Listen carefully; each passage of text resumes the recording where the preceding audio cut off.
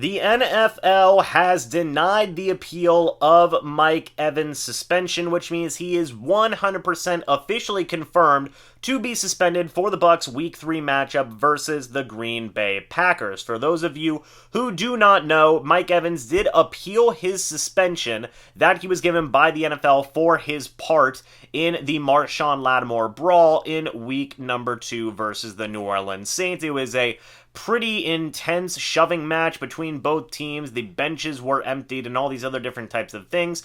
The final result was that Mike Evans was suspended for 1 game. Mike Evans immediately appealed that suspension. It was heard by the NFL and then consequently denied by the NFL. This means that Mike Evans is technically off the roster for 1 game versus the Green Bay Packers.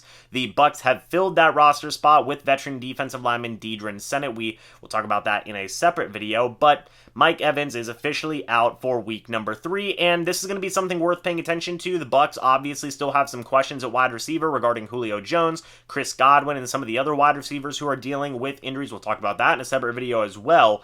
But yeah, this is unfortunate. You know, I'm not going to voice one opinion or the other in regards to this situation, just talking about what is happening here. And yeah, it's not a good thing that Mike Evans is going to be suspended for this game, be it right or wrong. The Bucs are already depleted at wide receiver, and now they're going to be facing a very tough matchup against the Green Bay Packers. Thankfully, the team has started off 2-0, so this is very good, and that's not an indication that the team is going to lose this game, but it's definitely going to be a lot more difficult to win with such a depleted wide receiver room, now throwing Mike Evans into that mix as well. We should see a lot more of Russell Gage, a lot more of Brashad Perriman in the absence of Mike Evans. The Bucs have also made a lot of moves. Maybe Jalen Darden, Scotty Miller can get some more snaps. Kalen Geiger was also promoted to the active roster recently. He could maybe get some snaps. You also have Cole Beasley on the practice squad, although I would not expect him to get any type of starting action in this upcoming game versus the Packers. I think that the main options there would be Russell Gage, would be Brashad Perriman, and probably Scotty Miller